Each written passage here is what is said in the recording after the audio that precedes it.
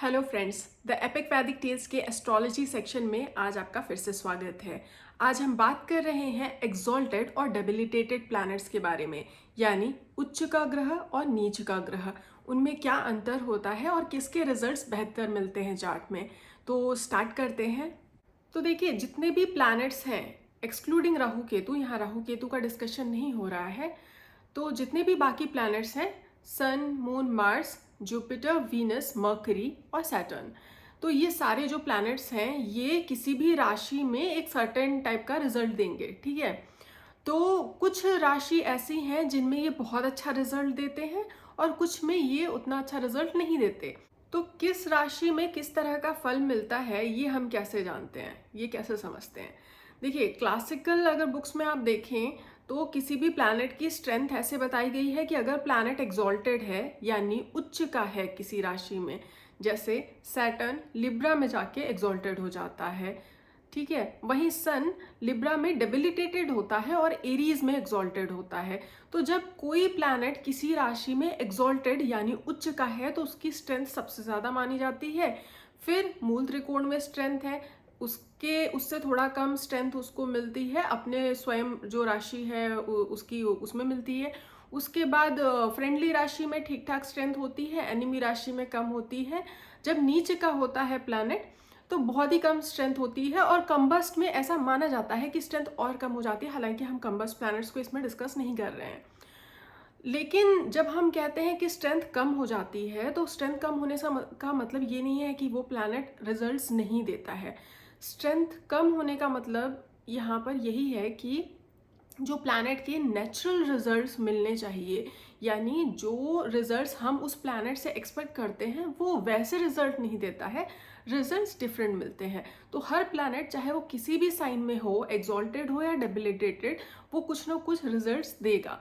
लेकिन वो रिजल्ट्स कैसे होंगे ये हमें समझना पड़ेगा, थोड़ा डीप में समझना पड़ेगा इसको। देखिए, ये एक मिथ है कि एग्जॉल्टेड प्लैनेट्स हमेशा अच्छे रिजल्ट देंगे और डेबिलिटेटेड खराब, ऐसा नहीं है। प्लैनेट उच्च का हो तो जो उसके नेचुरल रिजल्ट सिग्निफाई होते हैं वो प्रोमिनेंटली देता है, पर ज़रूरी नहीं है कि वो आपके लिए अच्छा ही हो या डेबिलिटेटेड प्लैनेट के रिजल्ट्स खराब ही हों। इवन क्लासिकल लिटरेचर में भी सिचुएशंस मेंशन किए गए हैं जहां कोई डेबिलिटेटेड प्लैनेट ज़्यादा अच्छे रिजल्ट्स दे सकता है। खैर, उसको हम स्टेप बाय स्टेप देखेंगे। सबसे पहली चीज़ जो डिस्कस करते हैं वो क्या है कि प्लैनेट्स कहाँ पर एग्जॉल्टेड और कहाँ डेबिलिटेटेड होते हैं, कौन सी साइन में, राशियों में। तो देखिए, सन जो है वो एरीज में एग्जॉल्टेड है और लिब्रा में डेबिलिटेटेड है, नीच का है, ठीक है। उसके बाद मून को देखते हैं। मून टॉरस में एग्जॉल्टेड है और स्कॉर्पियो में डेबिलिटेटेड है। उसके बाद आता है मरकरी। मरकरी अपने खुद के साइन वर्गो में एग्जॉल्टेड है और पाइसेस में डेबिलिटेटेड है, ठीक है। वीनस अपने साइन पाइसेस में एग्जॉल्टेड है और वर्गो में डेबिलिटेटेड है, ठीक है। मार्स पे आते हैं। मार्स कैंसर में डेबिलिटेटेड है, कैप्रिकॉर्न में एग्जॉल्टेड है। सैटर्न सैटर्न एरीज में डेबिलिटेटेड है और लिब्रा में एग्जॉल्टेड है, ठीक है। जुपिटर कैंसर में एग्जॉल्टेड है और कैप्रिकॉर्न में डेबिलिटेटेड है। तो कोई भी प्लैनेट एग्जॉल्टेशन में अच्छे रिजल्ट्स देगा या डेबिलिटेशन में, इसको समझने के लिए हमें दो फैक्टर्स कंसिडर करने चाहिए। पहला तो टाइमलाइन, हम किस टाइम में हैं ये हमें समझना पड़ेगा। दूसरा कि वो प्लैनेट किस हाउस में बैठा है और किस हाउस को ओन कर रहा है, ये दो चीज़ें बहुत इंपॉर्टेंट है। देखिए, पहले का जो समय था और आज का समय है उसमें बहुत डिफरेंस है। जब भी पहले जो लिटरेचर जो भी हमारे पास है या जो भी टेक्स्ट लिखे गए थे वो टाइम अलग था। एक किंग है, वो रूल कर रहा है किसी किंगडम में, बहुत सारे किंगडम्स हैं आपस में फाइट कर रहे हैं। कॉमन पीपल वहाँ पर ज़्यादा किस पे रिलाई कर रहे हैं, एग्रीकल्चर, फार्मिंग, पॉटरी या फिर जो बेसिक चीज़ें हैं। आज की तरह इतना ग्लोबलाइजेशन था नहीं, मोस्टली जो किंगडम्स थे या कंट्रीज थी वो आपस में फाइट कर रही थी ज़्यादा। उस टाइम पर देखिए, एज अ रूलर सन आपका स्ट्रांग होना चाहिए। वहाँ पे सन का स्ट्रांग होना इज़ वेरी ऑस्पिशियस, बिकॉज आप एक ऐसे इंसान को ढूंढ रहे हो जो कि लीड कर सके, जो इंडिविजुअल डिसीजंस ले सके, जो मैनिपुलेट ना हो या किसी और की सुनकर अपने डिसीजन चेंज ना करे। लीडरशिप क्वालिटी आप देख रहे हो सन से, ठीक है, अथॉरिटी, किंग। और आप जो है दूसरी क्या चीज़ इंपॉर्टेंट देख रहे हो, जो लोग डिफेंस में सर्व कर रहे हैं, ज़्यादातर जब मार्स स्ट्रॉन्ग देखा जाता है वो लोग क्या डिफेंस या इस तरह के सेक्टर्स में अच्छा परफॉर्म करते हैं। बिकॉज वहाँ पर क्या चाहिए होता है, आपको करेज चाहिए होता है, आपके अंदर स्ट्रेंथ होनी चाहिए। कोई भी सिचुएशन है कितनी भी डरावनी है, आप लड़ सकते हैं। वो चीज़ कहाँ से आती है, मार्स से। आज का जो सिनेरियो है वो काफ़ी डिफरेंट है, ठीक है। आज सैटर्न और राहु बहुत स्ट्रांगली रूल कर रहे हैं, क्योंकि हम जितनी फॉरेन चीज़ें हैं उनसे डील कर रहे हैं, जिनसे पहले उतना डीलिंग नहीं था। बाहर जाना भी कोई बहुत अच्छी चीज़ नहीं मानी जाती थी पहले के टाइम में, जितना आज उसका सिग्निफिकेंस है फॉरेन ट्रैवल का, और जितना फ्रीक्वेंटली ये हो रहा है। उसके बाद जो आजकल के टाइम में सबसे ज़्यादा पैसे बना रहे हैं वो लोग कौन हैं, बिजनेस में है, ठीक है, मर्चेंट्स हैं या ट्रेडर्स हैं, मार्केटिंग में हैं, या वो खुद का उन्होंने कुछ प्रॉपर्टीज़ वगैरह में डील कर रहे हैं, लैंड में डील कर रहे हैं, तो ऐसे लोग ज़्यादा मतलब पैसे बना रहे हैं। तो ये सब चीज़ें किससे डोमिनेटेड हैं, आप सैटर्न डोमिनेटेड इनको देख सकते हो। तो आज का समय पहले के समय से डिफरेंट है। तो जब हम आज के समय में प्लैनेट्स को देख रहे हैं तो हम पहले के टाइम के हिसाब से जज नहीं कर सकते। पहले एक स्ट्रॉन्ग सन होना was a very useful trait, अच्छा ट्रेट माना जाता था। आजकल के टाइम में भी अगर सन स्ट्रॉन्ग है तो ऑब्वियसली जो उसके पॉजिटिव इफेक्ट्स हैं वो तो मिलेंगे ही। जैसे जिसका भी सन स्ट्रॉन्ग है, एक्सॉल्टेड है एरीज में, ऐसे लोगों को आप देखोगे वो जल्दी झुकेंगे नहीं, उनको डोमिनेट करना डिफ़िकल्ट होता है, क्योंकि ऐसे लोग दूसरों के हिसाब से नहीं चलना चाहते, वो अपने लाइफ के डिसीजंस खुद लेना चाहते हैं। तो अगर ऐसे लोग एडमिनिस्ट्रेटिव पोजीशंस पे हैं या मान लीजिए बहुत हाई अथॉरिटेटिव पोजीशन पे हैं, तब तो ठीक है। अदरवाइज अगर वो उनको आप कॉरपोरेट सेक्टर में या किसी भी और जॉब या प्रोफेशन में डाल दो जहाँ पे हायरार्की है, किसी को किसी का ऑर्डर सुनना है, तो ऐसे जगह पे ये लोग अच्छा परफॉर्म नहीं कर पाते, बिकॉज इनको झुकना नहीं आता। They can be arrogant to some extent, because उनको लगता है कि मैं जो सोच रहा हूँ या सोच रही हूँ वो सही है। आजकल के टाइम में अगर किसी का सन डिबिलिटेटेड है, सपोज करिए सन वीक है, लिब्रा में है, तो कैसे रिजल्ट्स मिलेंगे। सन लिब्रा में होगा तो सन के जो नेचुरल सिग्निफिकेशंस हैं वो नहीं मिलेंगे। आपको क्या देखने को मिलेगा, वो इंसान ज़्यादा हम्बल है, उसको ज़्यादा बेटर पता है कि सामने वाले इंसान से कैसे डील करना है, या अपने ईगो को साइड में रख कर हम जिस चीज़ के लिए सामने वाले से कम्युनिकेट कर रहे हैं उस पर फोकस करना, मीन्स रिलेशन, पब्लिक रिलेशन कैसे मेंटेन करना है, वो एक सन इन लिब्रा वाला पर्सन जो है वो बेटर समझेगा rather than sun in Aries. Same goes for other planets like Saturn और मार्स। मार्स के लिए देखते हैं, sorry not Saturn, Saturn is an exception, अभी मैं उसको डिस्कस करूंगी, because this time is predominantly ruled by Saturn. तो सैटर्न तो आज के टाइम में भी स्ट्रांग हो तो ही बेनिफिशियल है, बट मार्स को देखते हैं। मार्स एक ऐसा प्लैनेट है, अगर मार्स स्ट्रांग है इट्स रियली गुड, क्योंकि आपके अंदर स्ट्रेंथ है, करेज है। अगर आप ऐसे जगह पे हो, जैसे आप डिफेंस में हो, या आप ऐसी जगह पे हो जहाँ पर आपको उस करेज या स्ट्रेंथ की ज़रूरत है, बहुत सारे जॉब्स ऐसे होते हैं जहाँ पर रिस्क बहुत ज़्यादा होता है, ऐसी जगह पे स्ट्रॉन्ग मार्स वाले लोग बहुत अच्छे से सर्वाइव कर जाते हैं। वीक मार्स है, ऐसे लोग डरते ज़्यादा हैं, तो वो लोग थोड़ा डिफेंसिव रहेंगे। जैसे अगर मार्स कैंसर में है, डेबिलिटेटेड है, तो कैंसर जो साइन है वो किसका है, नरिशमेंट का है, फैमिली का है, केयर का है, वहाँ पर मार्स बैठा है। और मार्स एक ऐसा प्लैनेट है जो जिसके जो स्ट्रॉन्ग ट्रेड्स हैं वो कब उभर के आते हैं, जब वो फियरी साइन में हो, एरीज में है जैसे, तो वहाँ पर मार्स कंफर्टेबल फील करता है। क्यों? क्योंकि मार्स स्ट्रेंथ शो करता है। कोई भी चीज़ करनी है तो आप बेधड़क करने के लिए आगे बढ़ जाते हो, रिस्क ले लेते हो। आप ये नहीं सोचते कि उससे मेरा क्या नुकसान होगा, मुझे चोट लगेगी या फिर मेरी लाइफ को थ्रेट है। मार्स इन कैंसर वाले इस मामले में बिल्कुल डिफरेंट होते हैं। वो अपने आप को लेकर, अपनी फैमिली को लेकर बहुत प्रोटेक्टिव और डिफेंसिव होते हैं। और ऐसे लोगों को मैं कह सकती हूँ कि मार्स इन एरीज या मार्स इन कैप्रिकॉन, जहाँ मार्स एग्जॉल्टेड होता है, उसके कंपैरिजन में मार्स जब कैंसर में होता है तो आज के टाइम में अच्छा रिजल्ट, प्रोफेशन वाइज ज़्यादा बेहतर रिजल्ट्स मिलते हैं। क्योंकि ऐसा इंसान वो थोड़ा सा मैनिपुलेटिव नेचर का भी हो सकता है, वो जानता है कि अपना काम कैसे निकालना है। वो हमेशा ऐसा नहीं करेगा कि मुझे रिस्क लेना है या मुझे स्ट्रेट फॉरवर्ड एक्ट करना है सबके सामने। ऐसे इंसान के पास जो सिचुएशन आएगी वहाँ पर वो अपना दिमाग लगाकर उस सिचुएशन से निकल सकता है। फाइनेंस के लिए भी इनफैक्ट ये अच्छा माना जाता है अगर मार्स कैंसर में है, डेबिलिटेटेड है तो देखिए आज के समय के हिसाब से प्लैनेट अगर आपका है तो आपको ज़्यादा बेनिफिशियल रिजल्ट्स मिलेंगे। तो यहाँ पे ये नहीं कहा जा रहा है कि प्लैनेट्स डेबिलिटेटेड हों तभी अच्छे ही रिजल्ट्स मिलेंगे, ऐसा कुछ नहीं है। मैंने वही कहा ना, दो फैक्टर्स हैं। पहले तो ये टाइम के हिसाब से, तो आज के समय में सन जिनका वीक है या मार्स जिनका वीक है वो लोग प्रोफेशन वाइज ज़्यादा अच्छा कर रहे हैं।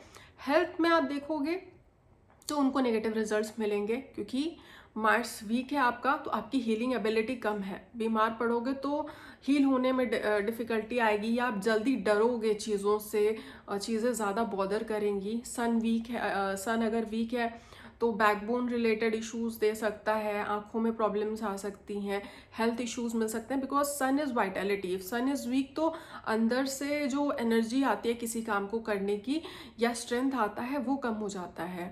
सैटर्न के साथ लेकिन ये सीन नहीं है क्योंकि ये टाइम जो है मैंने पहले ही मेंशन किया, सैटर्न डोमिनेटेड है, राहु डोमिनेटेड है। तो आज के टाइम में अगर किसी का सैटर्न स्ट्रांग है तो वो ज़्यादा बेनिफिशियल है। और देखिए सैटर्न जुपिटर ये प्लैनेट्स ऐसे हैं कि ये एक साइन में बहुत लंबे टाइम तक रहते हैं। तो ये नहीं कह रही कि अगर सैटर्न किसी का डेबिलिटेटेड है, अब 2.5 साल सैटर्न किसी एक साइन में है तो इसका मतलब ये नहीं है कि जितने भी लोग उस ड्यूरेशन में पैदा हुए हैं सबका एक जैसा रिजल्ट मिलेगा, ऐसा कुछ नहीं है। बट हाँ, अगर सैटर्न डेबिलिटेटेड है, वीक है, चार्ट में कोई अदर स्ट्रेंथ नहीं मिल रही है जैसे डायरेक्शनल स्ट्रेंथ या चेष्टा बल, कोई अदर जो स्ट्रेंथ है वो भी उतने नहीं मिल रहे हैं। प्लस अगर नवांशा में भी सैटर्न वीक है तो ऑल इन ऑल अगर सैटर्न बहुत वीक है तो वो प्रॉब्लम करेगा क्योंकि सैटर्न से क्या होता है, Saturn is exalted in Libra. Libra is all about managing public relation, keeping a balance between everything, और बिजनेस और ये ट्रेड, इन सब चीज़ों के लिए बहुत इंपॉर्टेंट हो जाता है सैटर्न और वीनस का स्ट्रांग होना। तो अगर सैटर्न बहुत वीक है तो ऐसे लोगों को पब्लिक डीलिंग में प्रॉब्लम आ सकती है, स्पेशली अगर देखिए नीचे पंख राजयोग बन रहा है या ऐसा कुछ है तो ओवर टाइम लोग सीख लेते हैं। बट जनरली आप देखोगे जिनका सैटर्न बहुत वीक है उनको बचपन में इंटरैक्ट करने में प्रॉब्लम हो सकती है, लोग थोड़े स्लो लर्नर्स हो सकते हैं कि उनको सीखने में थोड़ा समय लगे, या लोगों से डील कैसे करते हैं ये सब चीज़ें समझने में कुछ लोग होते हैं लेट बोलना स्टार्ट करते हैं या कम बोलते हैं। तो सैटर्न जब बहुत वीक होता है तो ये ट्रेड्स मिल सकते हैं, स्पेशली अगर सैटर्न वीक है और आपके 8th या 12th हाउस में है। तो 8th और 12th में ज़्यादा प्लैनेट्स होते हैं तो वैसे भी लोग थोड़े से वैसे हो जाते हैं, इंट्रोवर्ट टाइप के हो जाते हैं, वो बहुत ज़्यादा इंटरैक्टिव नहीं होते। बट ऑल इन ऑल अगर सैटर्न बहुत ज़्यादा वीक है एंड स्पेशली अफ्लिक्टेड है तो इट्स नॉट रियली गुड। आजकल के टाइम में अगर सैटर्न आपका स्ट्रॉन्ग है तो वो ज़्यादा अच्छा है। अगर आपका बेसिक चार्ट में वीक है तो आप नवांशा में भी चेक करिए कि नवांशा में स्ट्रेंथ कैसी है, वो भी इम्पॉर्टेंट है। जो बेनिफिक प्लैनेट्स हैं लाइक जुपिटर, वीनस, मून, तो ये तो स्ट्रांग रहें तो ही ज़्यादा अच्छा है बिकॉज ये कैसे हैं, बेनिफिक है, ऑस्पिशियस प्लैनेट्स हैं, स्पेशली जुपिटर और वीनस। जुपिटर और वीनस अगर चार्ट में अच्छा है ना तो वो एक कह सकते हो कि चीज़ें आपके लिए आसान कर देते हैं। स्पेशली जुपिटर का नेचर ऐसा है, ये एकमात्र ऐसा प्लैनेट है जो किसी के चार्ट में अगर ख़राब पोजीशन में भी बैठा है तो वो कोशिश यही करते हैं कि आपको बहुत बुरे रिजल्ट्स ना मिले या बहुत स्ट्रगल ना मिले। तो अगर किसी का जुपिटर चार्ट में अच्छा होता है तो वो चार्ट को बैलेंस कर देता है, मतलब आपको कहीं ना कहीं से लाइफ में सपोर्ट मिल रहा है, अच्छा गाइडेंस मिल रहा हो सकता है, फैमिली बैकअप बहुत अच्छा हो या फैमिली फ्रेंड्स में ऐसे लोग हों जो मदद के लिए हमेशा अवेलेबल होते हों, गुरु अच्छा मिल जाए अगर जुपिटर बहुत स्ट्रांग हो तो जुपिटर अरे गुरु से आपका रिलेशन भी अच्छा हो, मतलब आप रिस्पेक्ट करते हो अपने गुरु को, एंसेस्टर्स को, और आपका आप के अंदर वो विजडम जो होती है, मैच्योरिटी होती है, वो आपको देखने को मिलेगी अगर किसी का जुपिटर बहुत स्ट्रांग होता है। तो जुपिटर वीक होगा तो फिर वो चीज़ आपको थोड़ा कम देखने को मिलेगी। जुपिटर वीक हो जाएगा, स्पेशली अगर लड़कियों के चार्ट में जुपिटर वीक होता है तो उनके मैरिज और रिलेशन पे भी इफेक्ट पड़ता है क्योंकि लड़कियों के चार्ट में आपके स्पाउस को भी जुपिटर से देखा जाता है। तो जब लड़कियों के चार्ट में आपका रिलेशनशिप एनालाइज करना होता है मैरिज, तो वहाँ वीनस और जुपिटर दोनों को देखा जाता है। तो कहीं ना कहीं अगर जुपिटर वीक हो जाता है तो उससे आपके रिलेशन पे या मैरिटल लाइफ पे बहुत इम्पैक्ट पड़ता है। ऐसे भी आप देखोगे तो जुपिटर एग्जॉल्टेड कहाँ होता है? कैंसर में। कैंसर कैसा साइन है? वो साइन है नरिशमेंट का, हीलिंग का, केयर का, प्रोस्पेरिटी का साइन है, हैप्पीनेस का साइन है। तो जुपिटर जब कैंसर में जाता है तो ये चीज़ें आपकी लाइफ में देने की कोशिश करता है, और आपका भी थोड़ा नेचर इमोशनल टाइप का हो जाता है कि आप सोचते हो कि हाँ लोगों के लिए कैसे कर दे। और अगर जुपिटर डेबिलिटेटेड होता है तो कहाँ जाकर होता है? वो कैप्रिकॉन में जाकर डेबिलिटेटेड होता है। कैप्रिकॉन कैसा साइन है? अर्थ साइन है, बहुत ही प्रैक्टिकल साइन है। अगर कैप्रिकॉन में आपका प्लैनेट है, जुपिटर जैसा बड़ा प्लैनेट है, तो वो कहीं ना कहीं आपके अंदर वो चीज़ ला देगा कि मुझे प्रैक्टिकली सोचना है कि हाँ ये चीज़ करने में मतलब मेरा फ़ायदा है कि नहीं, या मुझे प्लानिंग के हिसाब से चीज़ें करनी है सिर्फ इसलिए कि मुझे किसी को केयर शो करना है या मुझे किसी के लिए करना है, मैं ये ना करूँ। तो वो ज़्यादा प्रैक्टिकल एस्पेक्ट आ जाता है जुपिटर जब कैप्रिकॉन में जाता है। और जुपिटर जब कैंसर में होता है तो आपके अंदर विजडम बहुत ज़्यादा होती है, तो वो इमोशनल वाला जो एंगल है वो इंक्रीज हो जाता है आपके अंदर। तो ऑल इन ऑल देखा जाए तो अगर बेनिफिक प्लैनेट्स हैं, जुपिटर है, वीनस है, मून है, तो ये अगर एग्जॉल्टेड है तो बहुत अच्छा है। वीनस एग्जॉल्टेड है पाइसेस में, तो ऐसे लोग क्या होते हैं कि एक तो ये चीज़ भी देखी गई है कि जो अगर वीनस बहुत स्ट्रांग है चार्ट में, तो ऐसे लोग या तो खुद बहुत गुड लुकिंग होते हैं या इन्हें पार्टनर बहुत ही गुड लुकिंग मिलते हैं। ये लोगों के लिए रिलेशनशिप में बहुत इंपॉर्टेंट होता है ज़्यादातर लोगों के लिए, और उनको उनका मनचाहा रिलेशन मिल जाए इसके भी चांसेस बढ़ जाते हैं अगर वीनस बहुत स्ट्रांग है, बेसिक में नवांशा में भी बहुत स्ट्रांग हो, तो इसकी प्रोबेबिलिटी बढ़ जाती है कि उनका रिलेशनशिप अच्छा हो। कंबस्ट नहीं होना चाहिए Venus.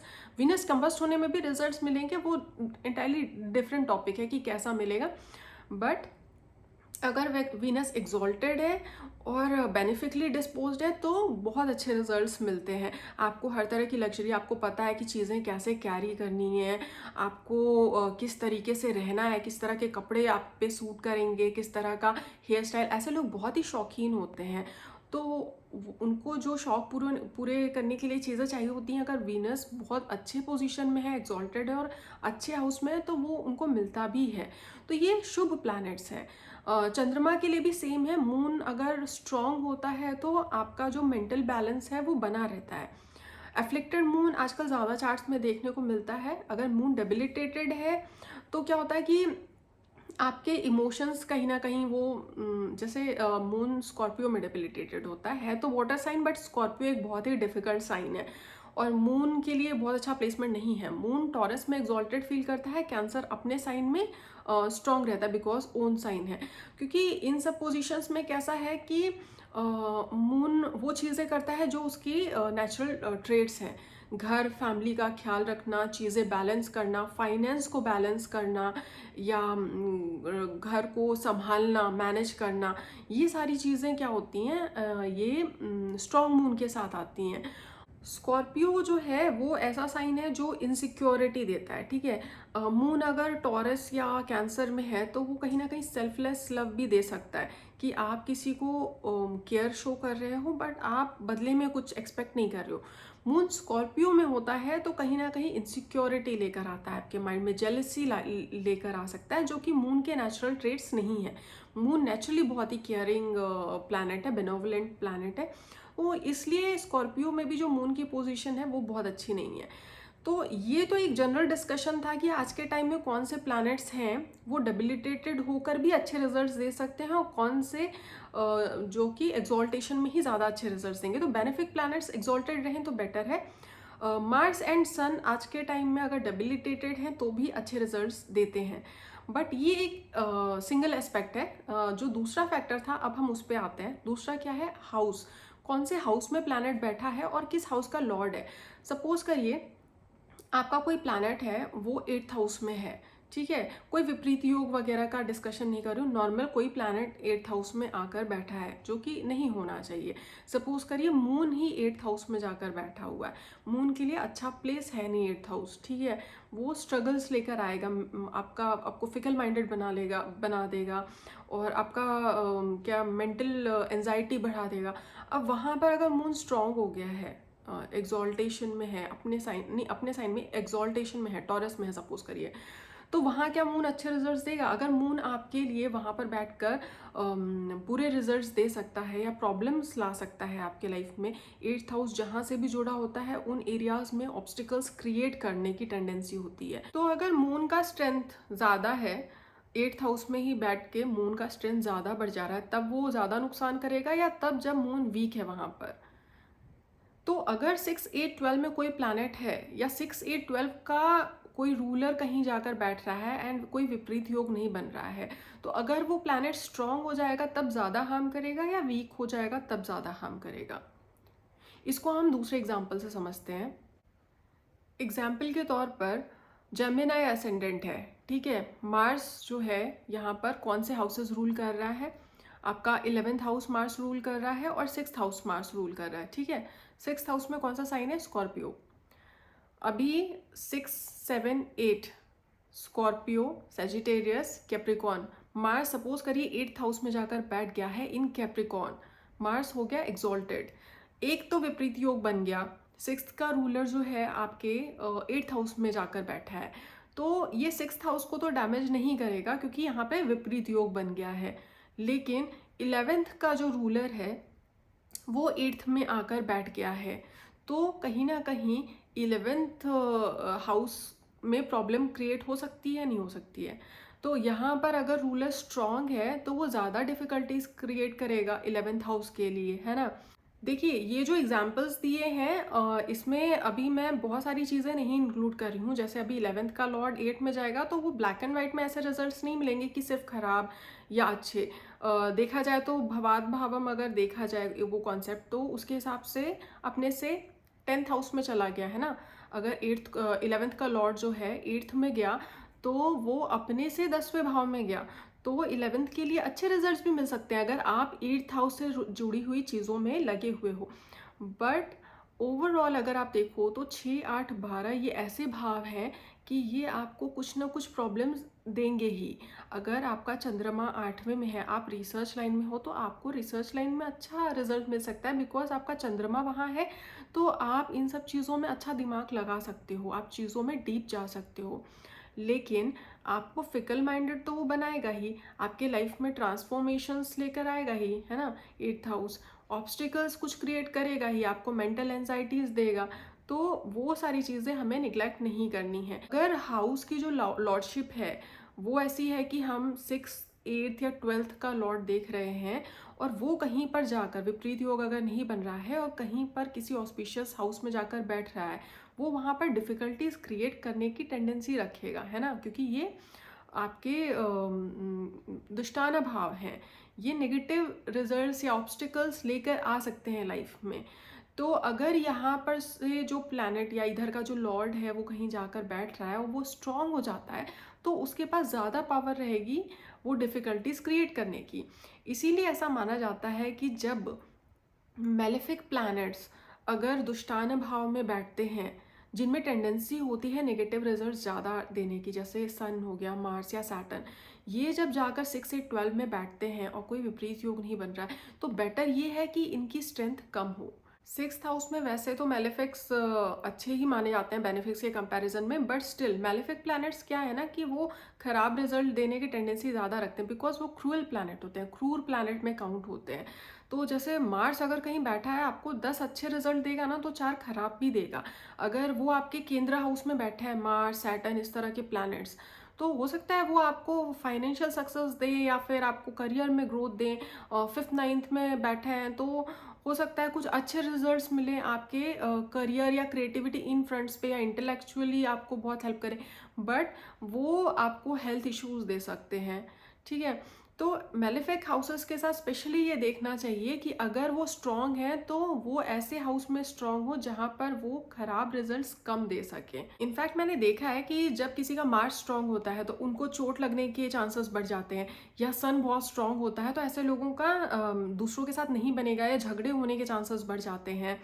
On the other hand अगर किसी का बेनिफिक प्लैनेट वीक हो जाता है तो उनको फिर खराब रिजल्ट्स मिलते हैं। यानी अगर बेनिफिक प्लैनेट डेबिलिटेटेड हो गया, यानी जुपिटर बहुत वीक है, तो फॉर गर्ल्स रिलेशनशिप ट्रबल्स हो सकते हैं, या अच्छा पार्टनर मिलने में प्रॉब्लम हो सकती है, शादी में डिले हो सकता है। अगर वीनस वीक है फॉर गाइस तो उनके लिए रिलेशनशिप इश्यूज हो सकते हैं, उनको उनकी शादी में डिले हो सकता है। या अगर किसी का मरकरी वीक है तो उनकी डिसीजन मेकिंग एबिलिटी इम्पैक्ट हो सकती है। और अगर किसी का सैटर्न वीक है, सैटर्न एक मैलेफिक प्लैनेट है, बट सैटर्न भी स्ट्रांग होना ज़्यादा फेवरेबल माना जाता है। एंड ये सारे रिजल्ट्स आपको बेसिक चार्ट और नवांशा दोनों में देखने चाहिए। बहुत बार ऐसा होता है कि प्लैनेट चार्ट में तो बहुत स्ट्रांग होता है बट नवांशा में बहुत वीक होता है, तो उसका पोटेंशियल जो होता है रिजल्ट देने का वो काफ़ी कम हो जाता है, अफेक्ट होता है। तो आपको किसी भी प्लैनेट के रिजल्ट्स देखने हैं तो दोनों चार्ट्स देखने में ज़्यादा बेनिफिट है। सपोज करिए सन किसी का एग्जॉल्टेड है एरीज में बेसिक चार्ट में, और नवांशा में जाके डेबिलिटेटेड हो जाता है, लिब्रा में हो जाता है, तो आपको उसके अंदर दोनों ट्रेड्स देखने को मिलेंगे। ऐसा नहीं है कि आपको सिर्फ बेसिक चार्ट के हिसाब से डिसाइड करना है, क्योंकि बहुत सारे प्लैनेट्स होते हैं जो एक लंबा टाइम स्पेंड करते हैं एक सर्टेन राशि में। तो इसका मतलब ये नहीं है कि जितने भी लोग उस टाइम पीरियड में पैदा होंगे उनका सबका कैरेक्टरिस्टिक एक जैसा होगा। नहीं, वो बहुत सारी चीज़ें डिपेंड मतलब बहुत सारी फैक्टर्स पे डिपेंड करता है कि आपका स्ट्रेंथ कैसा है नवांशा में और बाकी डिविजनल चार्ट में स्ट्रेंथ कैसा है। उसके बाद प्लैनेट की डिग्री कैसी है, नक्षत्र का बहुत इम्पैक्ट पड़ता है। प्लैनेट कोई कंबस्ट तो नहीं है, क्योंकि कंबस्ट होने से भी बहुत प्लैनेट की स्ट्रेंथ जाती है। प्लैनेट रेट्रोग्रेड तो नहीं है, कुछ वीक प्लैनेट्स होते हैं रेट्रोग्रेड होते हैं तो उनको स्ट्रेंथ मिल जाती है, चेष्टा बल कहते हैं। तो ऐसे प्लैनेट्स ज़्यादा ज़िद्दी होते हैं। ये प्लैनेट्स प्रॉब्लम्स क्रिएट करते हैं but in longer term they do give their effect. तो ये सारी चीज़ें भी चेक करनी चाहिए। तो ये एक मेरा बेसिक एनालिसिस था डेबिलिटेटेड और एक्सॉल्टेड प्लैनेट्स के बारे में। अगर आपको वीडियो पसंद आया तो वीडियो को लाइक करिए, चैनल को सब्सक्राइब करिए। मैं और भी वीडियोस लेकर आती रहूँगी इस टॉपिक पर, बने रहिएगा।